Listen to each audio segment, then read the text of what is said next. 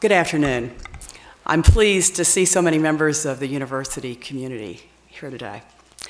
I want to recognize the university's rector, George Martin, and Board of Visitors member, Dr. Steve Long. Could you raise your hands so people see you? Thank you for coming today. If you walk out of this building and look to the east, you will see a great work in progress, a project that is both vast in scale and microscopic in detail. We are now engaged in the second phase of the Rotunda Restoration, a phase that includes renovating the dome room, replacing the marble column capitals, updating utilities, and expanding classroom space, among other work. On several levels, the Rotunda Restoration can be seen as a metaphor for the issues we face as a university. The Rotunda Restoration has taught us to find creative solutions to tough financial challenges. Through a public-private funding partnership that includes the Commonwealth of Virginia, foundations, and individual donors, we are meeting the $50.6 million cost of repairing and renovating our most iconic building. The Rotunda Restoration has taught us to examine our assumptions and given us a new perspective on our history. We have always believed that the Rotunda was designed primarily to house the university's first library, and it was. But in the process of restoration, we also found relics of chemistry labs. So we know now that in addition to being a great library, the Rotunda was also one of the earliest examples of cross-disciplinary connections where scientists and humanists worked side by side, even in the earliest days of the university. The Rotunda renovation has taught us to have what the English poet John Keats called negative capability. That is, the ability to live with uncertainty and ambiguity. The students in the class that graduated last year never saw the capitals on the Rotunda columns because they were shrouded in black fabric for those students' entire 4 years at the university. Since arriving in 2010, I myself had never seen the capitals until they were recently uncovered for removal. The Rotunda renovation has taught us to look for opportunities in situations that at first glance look like adversities. The large construction fence surrounding the restoration site looked like an eyesore and an obstacle to students planning the lighting of the lawn in December, until they realized they could string the fence with lights and make it part of the dazzling holiday display. The intensive structural studies that preceded the restoration's construction work reminded us that candid self-examination is the path to self-understanding, and that self-understanding prepares us to work with confidence. At the beginning of this new year at U.Va, we are deeply engaged in a period of institutional self-examination with the goal of assessing and improving the climate and culture at our university. To lead this work, I assembled an ad hoc group on climate and culture that includes administrators, faculty, staff, students, parents, alumni, and members of the Board of Visitors. I asked the ad hoc group to consider practices that we as a university need to start, stop, or continue in the short, mid, or long term. In other words, to stop practices that are detrimental, to start new practices we're not currently doing but should be doing, and to continue effective practices that are already underway. We divided the issues into 3 categories: prevention, response, and culture, and we now have a working group of students, faculty, staff, parents, and alumni assigned to each category. These groups will be working carefully but briskly. The groups will deliver interim reports by March 16th and final reports by April 30th.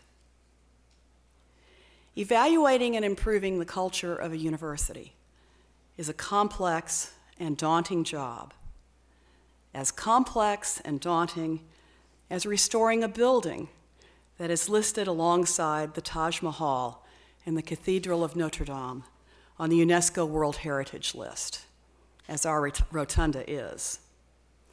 By sorting the issues into the categories of prevention, response, and culture, we have created a systematic approach to a complicated set of problems. We've made significant progress in all three areas. You've already heard about many of the improvements, so I'm going to talk about just a few of the more recent developments. As we meet today, trainers from the international security firm G4S are in Charlottesville working with UVA police, and I see Chief Gibson here. Raise your hand, Chief Gibson. To hire and train the first cohort in our new ambassadors program. This program will provide enhanced security support in areas where many of our students live and spend free time. The first team of 8 to 10 ambassadors will go on duty for the first time this coming Monday, February 2nd. Earlier this month, we opened a police substation on the corner. This is a joint effort by UVA and City Police to increase the police presence in this area, especially Thursday, Friday, and Saturday nights between 9 p.m. and 3 a.m. A gray pod building is serving as a temporary substation, and it will be replaced this summer by a permanent one in the building formerly occupied by the Freeman Victorious Frame Shop. Earlier this month, we offered a 4-day training program with the Green Dot organization. Pat Lampkin has been a great champion of the Green Dot program. Pat, raise your hand so people can see where you are. Thank you. About 130 students, faculty, and staff attended the training sessions, and Green Dot will continue to provide bystander training throughout the semester.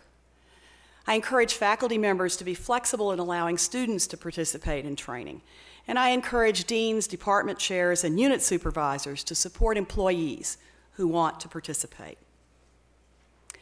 In April, 28 universities, including UVA, will participate in a climate survey organized through the Association of American Universities. The participating schools enroll more than 800,000 students, making the survey one of the largest ever done on campus climate and sexual misconduct. We will have the data available by July, so we can use the data to inform our education and prevention strategies in the coming year. In addition to our administrative efforts, the Faculty Senate and individual faculty and staff members in the schools, Women's Center, Teaching Resource Center, and other units, as well as many students, are providing strong leadership as we work to make our climate and culture better. I'm happy to see some of the faculty senators here, and maybe they'd raise their hands too. Thank you. Here are some examples. Faculty in the college and other schools are using classroom discussion periods to talk about issues of gender violence and safety on college campuses. Some are designing new courses.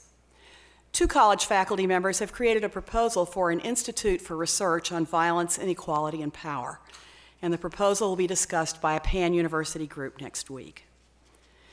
2 undergraduate students in the college have created a new social network designed to connect women in their 2nd, 3rd, and 4th years to first-year women.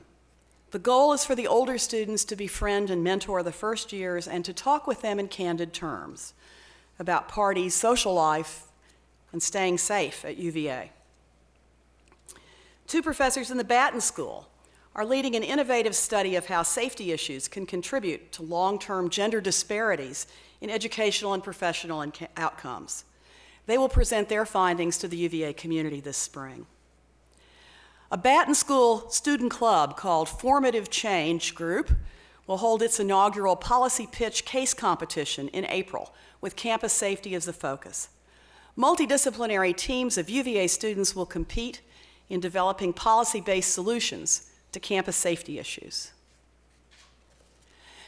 The School of Architecture recently held its 4th Vortex Design Workshop, and the focus this year was on strengthening the university's residential culture, specifically in the area along Ivy Road from Emmett School Emmett Street to the Boar's Head Inn. Those of you here who are involved in Vortex, could you also raise your hand for me? Thank you, Bill. Students, faculty, and staff are leading many other programs, both formal and informal, curricular and extracurricular, in our effort to improve and examine UVA's climate and culture.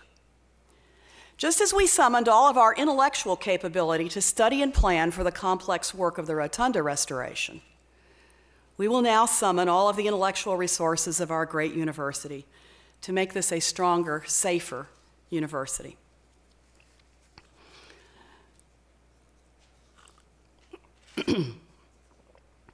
Before the Rolling Stone story was discredited, it seemed to resonate with some people simply because it confirmed their darkest suspicions about universities, that administrations are corrupt, that today's students are reckless and irresponsible, that fraternities are hotbeds of deviant behavior. Working together, we have soundly refuted those suspicions through our actions over the past 2 months. The Columbia Journalism Review placed the Rolling Stone story at the top of its list for the worst journalism of 2014. The story unfairly maligned UVA and many members of our community. Perhaps the most emphatic refutation of the story's thesis was the collective revulsion to its allegations expressed by students, parents, faculty, staff, and alumni. Our efforts to address these issues began long before the Rolling Stone story, and they've been collaborative from the start. Our decision to pause Greek social activities extended the pause that the Interfraternity Council had already initiated. The Phi Kappa Psi fraternity voluntarily surrendered its fraternal organization agreement, and an unaffiliated fraternity and unaffiliated sorority voluntarily suspended their own social activities. All of us believed that this pause in activity would allow us to work together to improve safety practices and to bring calm to a very uncertain moment at UVA. Both these goals were achieved. I had met with the IFC presidents in October of last year, and they were already working on new safety measures then. Our efforts were a work in progress before the Rolling Stone article came out. It was students who led the process of revising the fraternal organization agreements, and the editorial boards of both the New York Times and the Washington Post have praised the new safety measures in the FOAs. This is a great example of student self-governance and student leadership, and it reminds us of the importance of equipping students with the leadership skills they need to face the challenges they have now and those that they will face in the future. Those who believe that the administration dictated the FOA reforms are simply unwilling to acknowledge the reality and the effectiveness of student self-governance at UVA. As for me, I have confidence in our students. The Rolling Stone article put our university in the spotlight, and we are using this moment of national attention to provide strong leadership in the long-running efforts to improve student safety on America's college campuses. All colleges, the military, and many workplaces face issues of sexual violence. But we have been put in a leadership position, and we will lead. But there is a danger in the spotlight. Let's make sure that the glare of the spotlight does not blind us to everything that is already great and good and promising about this university. This university's greatness can be traced to its origins, which are entwined with the beginning of the world's greatest democracy. This greatness is grounded in a particular set of beliefs, chief among them the belief that life, liberty, and the pursuit of happiness are basic human rights, and that the surest means of sustaining those rights is by educating the people to uphold them. Thomas Jefferson built UVA as a training ground for American leaders, and it has remained great for 200 years because we remained committed to that founding purpose. The goodness of the university lives in our commitment to a set of values that include honor, integrity, ethics, civility, and service. Our undefeated men's basketball team embodies these values that we espouse.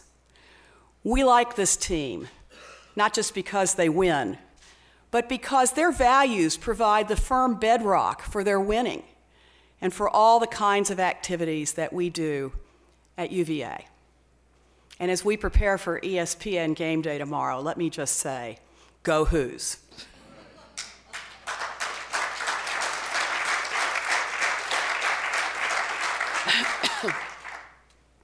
We exhibit our values in so many other ways. Recently, we have done so through our willingness to face our shortcomings with candor and through our eagerness to become better.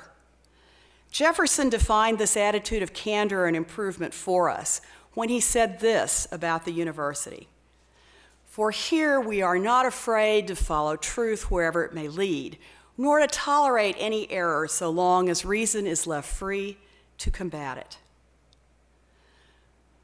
The promise of the university is the unwritten part of our story, and the part that we are here to consider today.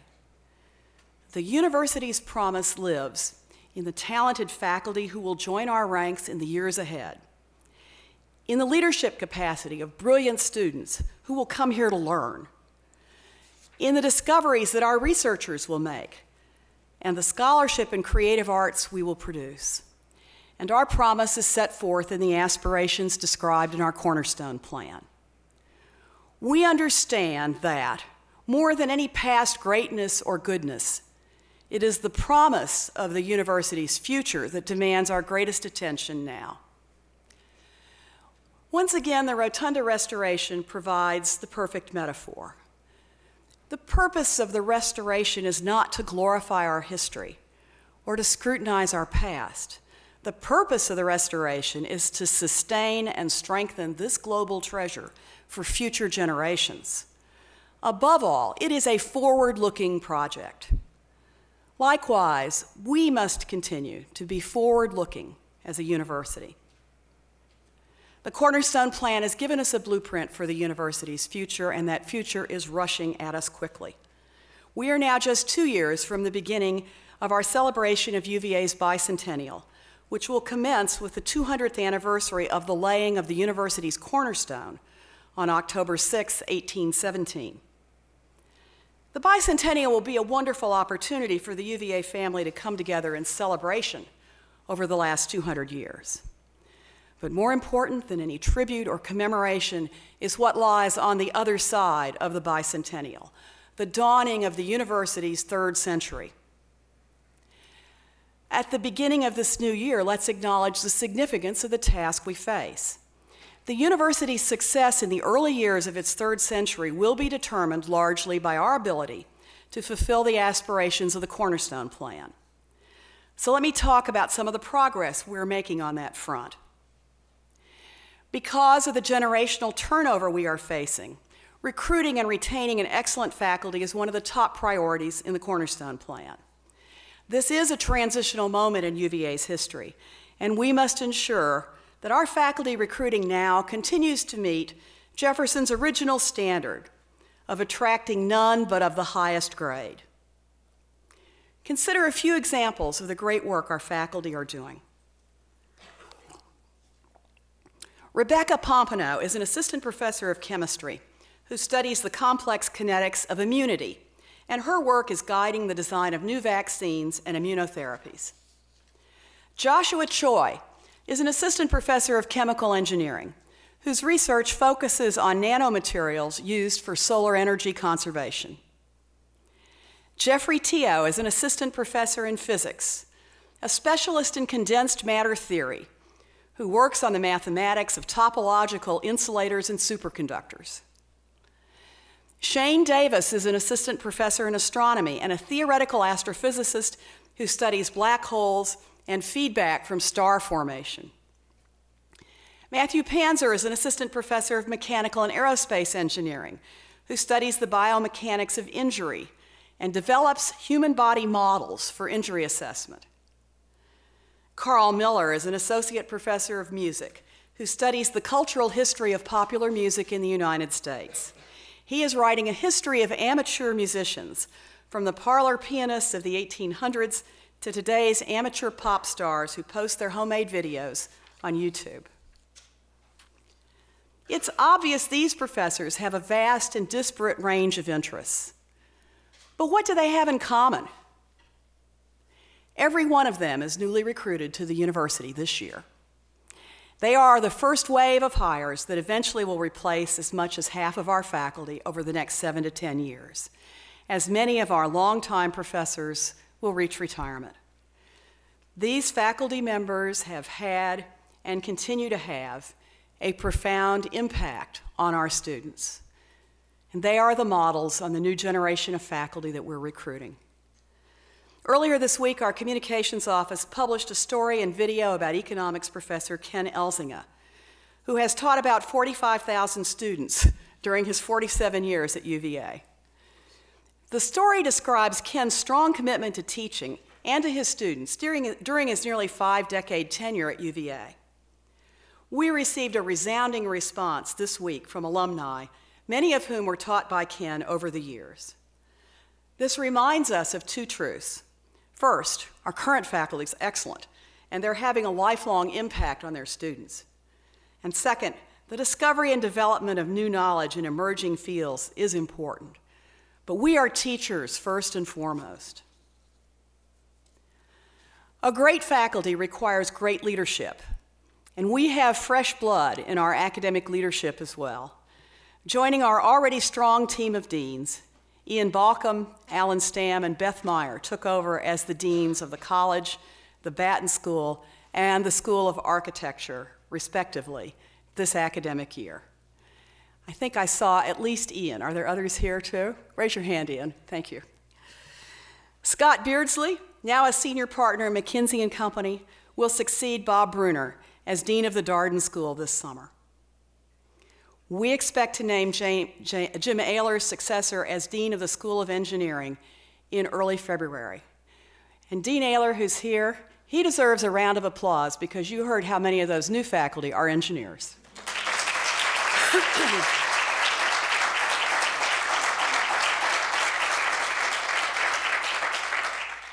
We will also name the new Vice President for Information Technology in early February. These leaders are and will inject new energy and fresh insights into our academic enterprise at this transitional moment in our history. Many new programs for students are emerging from the Cornerstone Plan. Let me describe a few of those to you. This semester, the first cohort of 25 students enrolled in the Meriwether Lewis Institute for Citizen Leadership. Students enter the Institute in spring of their second year by taking a Leadership Fundamentals course for academic credit. In this course, they learn about leadership from a range of speakers in the private and public sectors. During the summer between their second and third years, the Lewis Fellows will participate in an intensive leadership program designed to help them build critical skill sets. In the second half of the summer, they will take a summer session academic course. In the fall semester of their third years, they will conduct field-based independent study to apply their learning to a specific leadership issue. The Lewis Fellows' involvement in the program will extend through their fourth year, and they will continue to work on their projects until graduation. As part of the Cornerstone Plan's Total Advising Initiative, we are preparing our students for employment by giving them better resources earlier in their college career. This week, University Career Services has been holding Second Year Week, a series of events to help second-year students start thinking for and preparing for the world of work.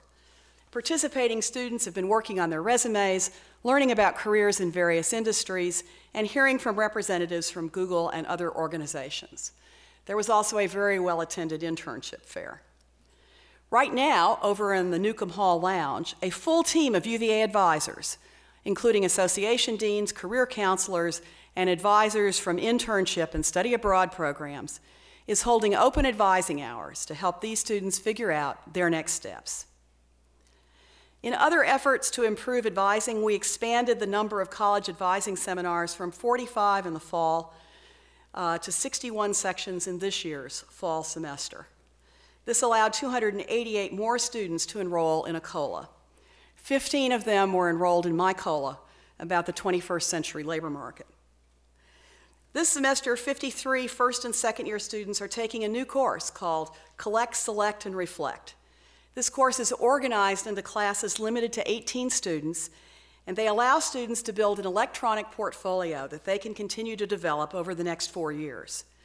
They can use the e-portfolio to apply for internships, study abroad, research opportunities, jobs, and graduate and professional schools. Also this semester, 28 first and second year students are enrolled in a course called Liberal Arts and the World of Work to learn how a liberal arts degree can lead to multiple career avenues. We have a small upper division seminar for third and fourth year students called Liberal Arts and Professional Engagement. Students in this course discuss some of the core competencies needed for success in a range of professional environments. In another new class, 28 first-year students are enrolled in Academic Success and Leadership, designed to equip students with the academic and leadership skills necessary for the global economy. And speaking of the global economy, it is an important part of the Cornerstone Plan.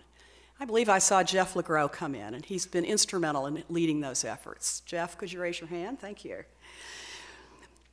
This fall, we launched the new Global Studies major with 4 concentrations: global development, global public health, environments and sustainability, and security and justice. 150 students are enrolled in the new major this year. We expect 225 majors by fall of 2015, and more than 250 by the fall of 2016. Last summer, we developed our new global internship program with 40 interns working in 8 countries in Africa, Asia, and Europe. This program has grown in popularity with 137 students now seeking internships in 18 countries this coming summer so far. We recently established the Center for Global Inquiry and Innovation, or CGI squared, and since its inception, this center has awarded more than $310,000 in grants to 61 faculty members and 66 students. These grants have supported projects to determine the role of forests in climate change, to create a digital global literary network, and to manage linguistic preservation in Southeast Asia, among other projects. In March, we will hold the official opening of the U.Va. China office in Shanghai, in the People's Republic of China. The Shanghai office will strengthen UVA's presence and capacity in this critical region of the world by supporting research partnerships, academic programs, student internships, alumni relations, and admissions. I will be represented at that opening by our Chief Operating Officer, Pat Hogan. Raise your hand, Pat. Pat, of course, in his previous career, had many opportunities to work in Asia and has many friends there.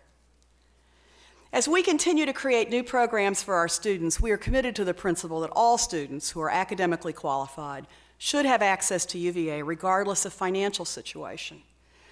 In the Cornerstone Plan, we use the term affordable excellence to describe our promise to offer an education that is academically excellent and affordable to students from all backgrounds, including those with financial need and those who are the first members of their family to go to college.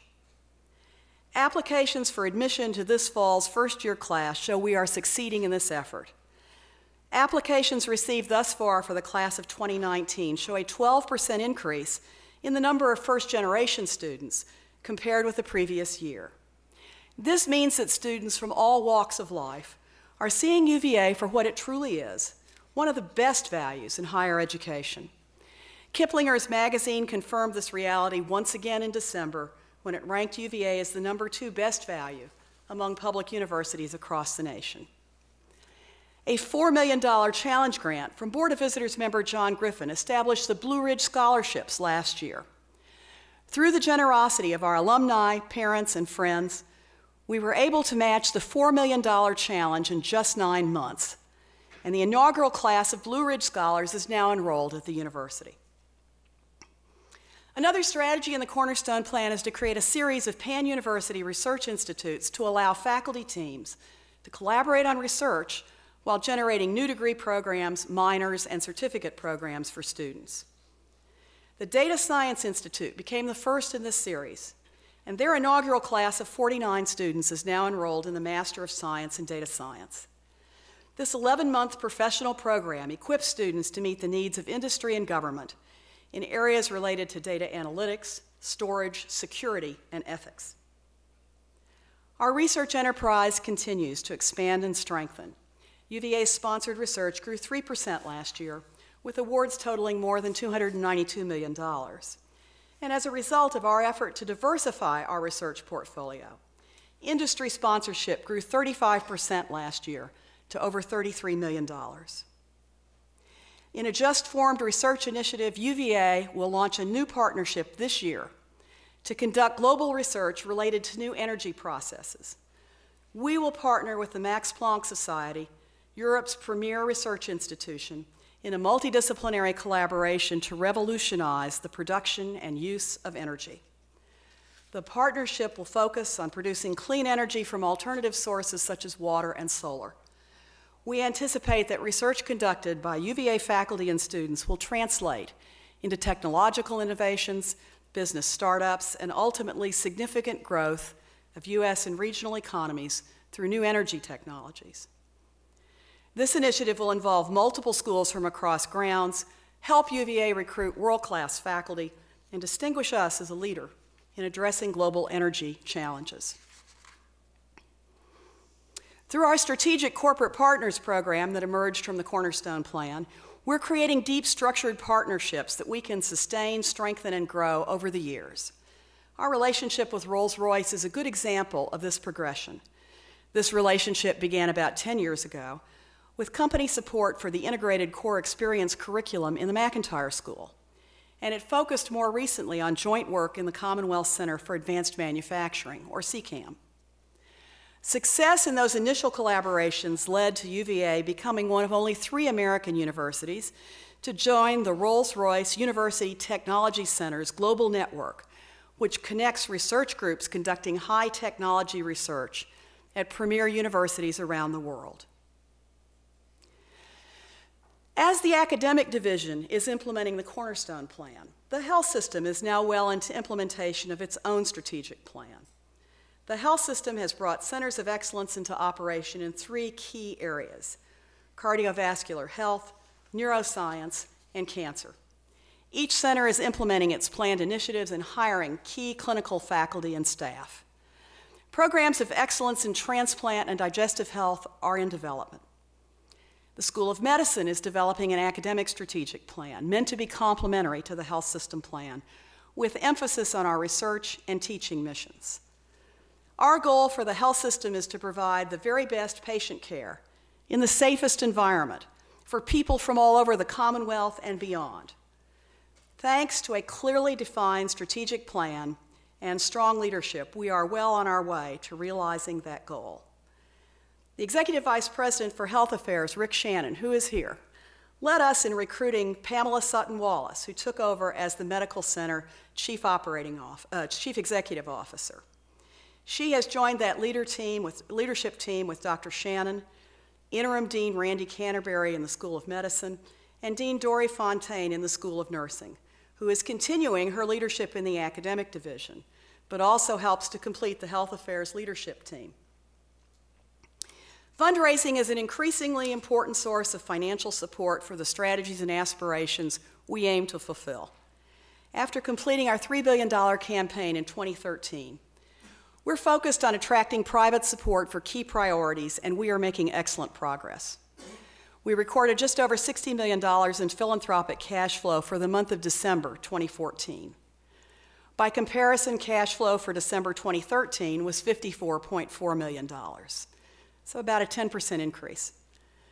Let me clarify that philanthropic cash flow is the money used for actual dollars received in gifts, pledge payments, and irrevocable gifts, and does not include pledges or future commitments.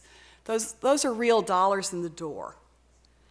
December's cash flow brings our fiscal year 15 total to date to just over $134 million, an increase of 31.8% over the same period in fiscal year 14, which was $101.8 million. These are good numbers, and they are important numbers, because these dollars represent donors who will help us advance our highest priorities for the university's future.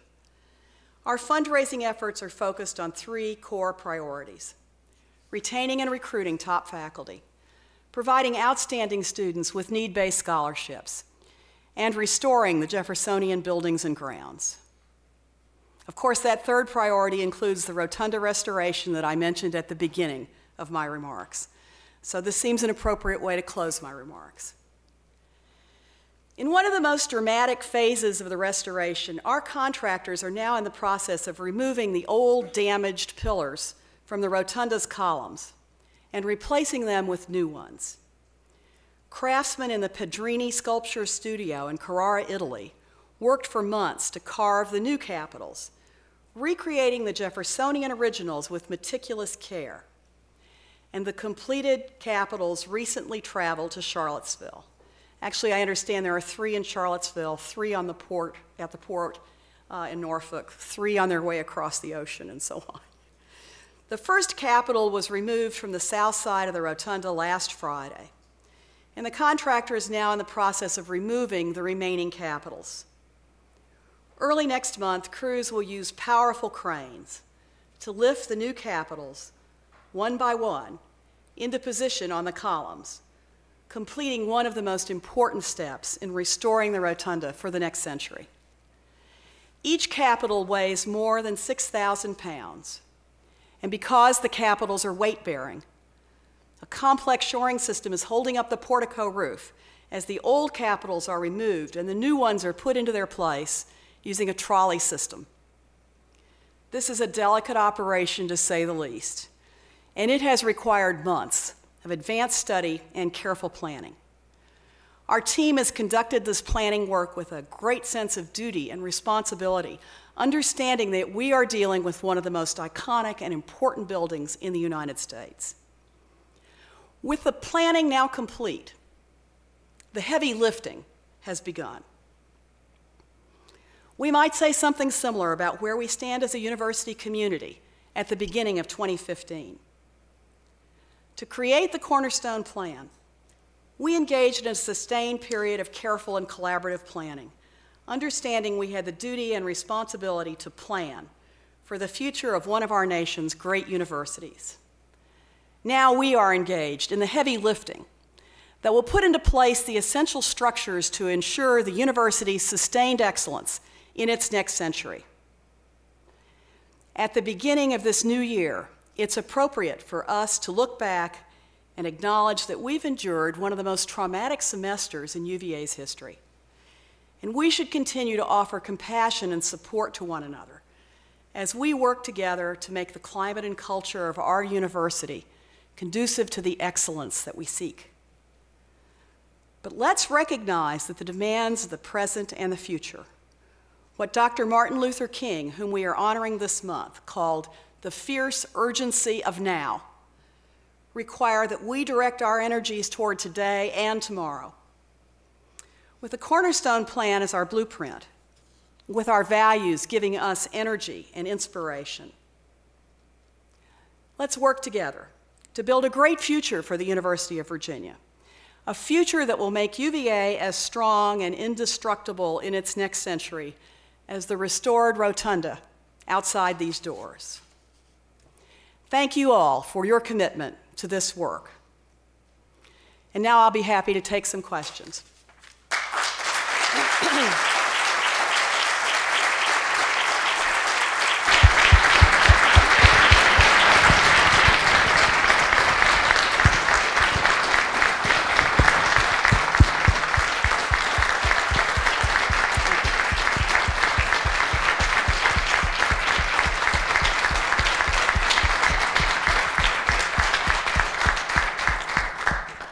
I think we have microphones here for people who want to ask questions. Raise your hand and a microphone will come to you.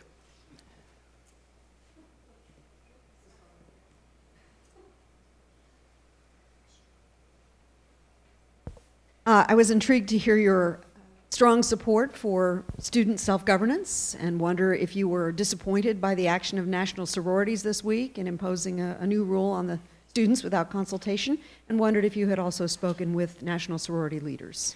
I have not spoken with the national sorority leaders, nor did they consult us with about the letter that they sent.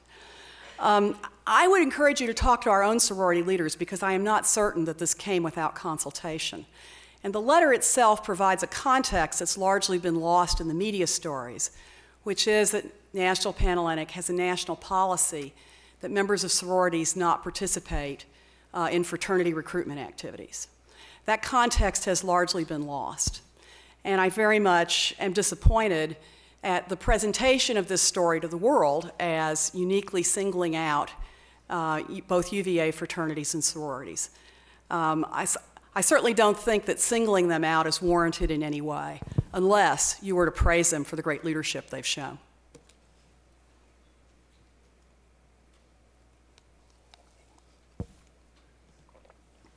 I think there's a question over here. Is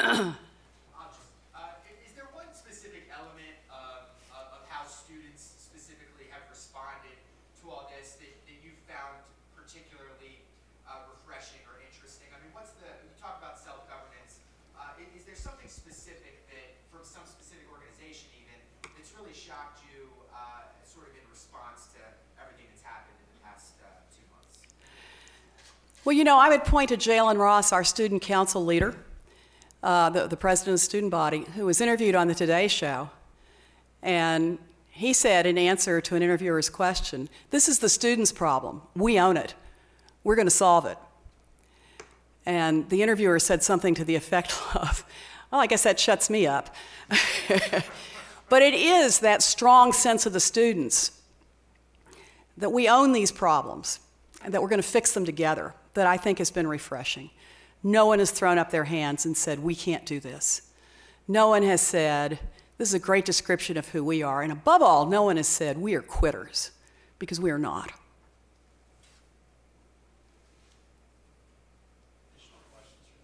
Yeah, I think there's one right here.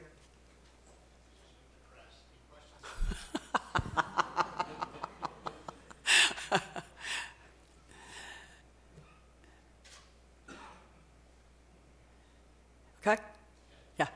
Here's a question in the audience. Yeah. Hi. I am a University of Virginia student and a member of Greek Life. How would you suggest women respond as a member of Greek Life to this NPC ruling of sorts? If you were a student, how would you react? I would go to the watching party for the Duke game. I mean, honestly, I do intend to. I do think that the basketball game Saturday night is, going to be the most important event going on. But I think, it was the choice of those of you in sororities to join the organization, and you must decide the extent to which you wish to abide by the policies of the organization.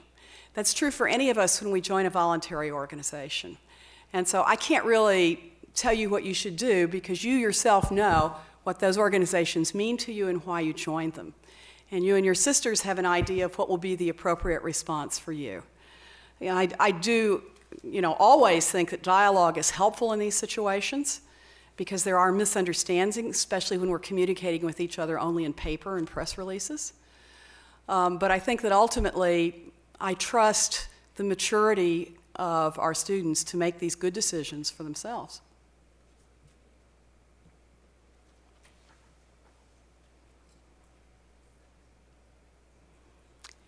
Yes.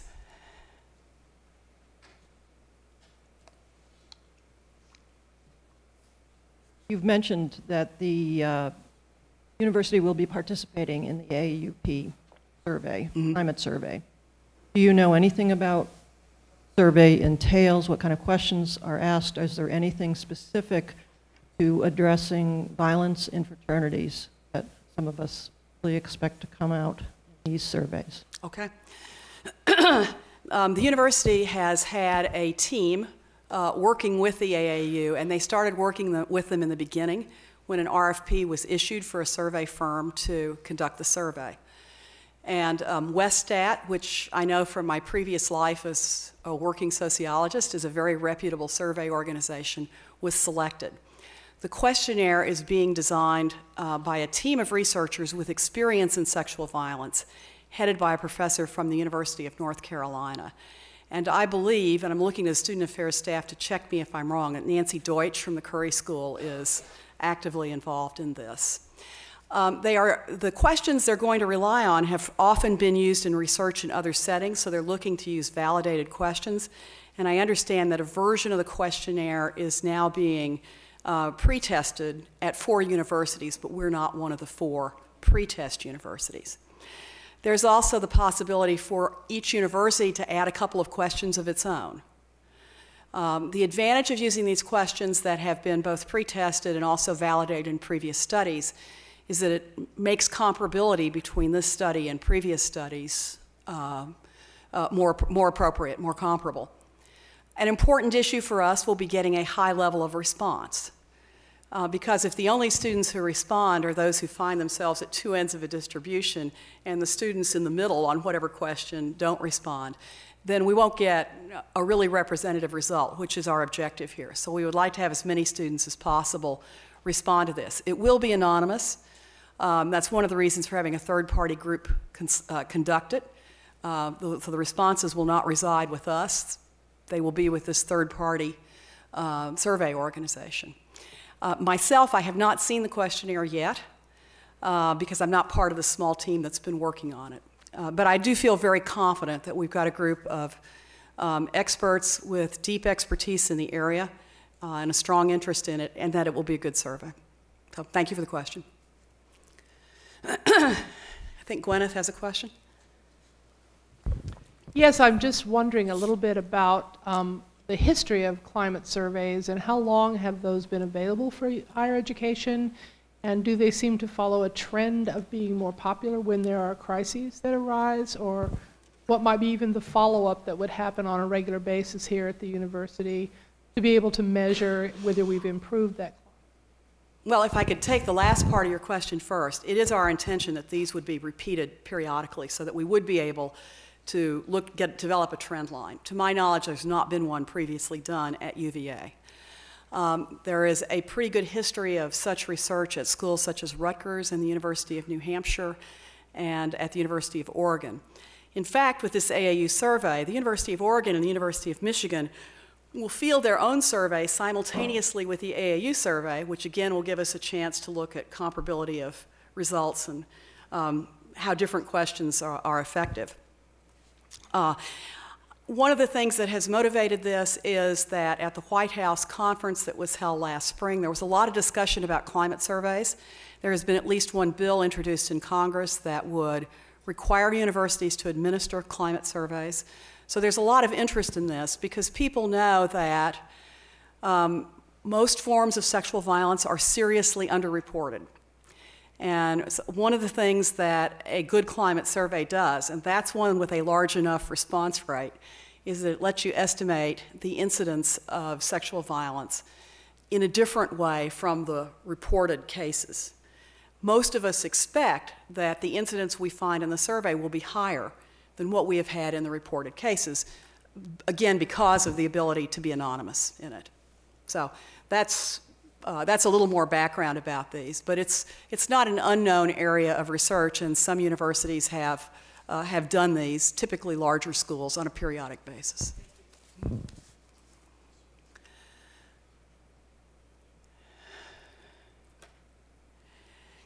Well, we may have exhausted the audience if we haven't exhausted the topic. And as you can tell, I'm starting to lose my voice anyway, so let me thank you all very much for being here.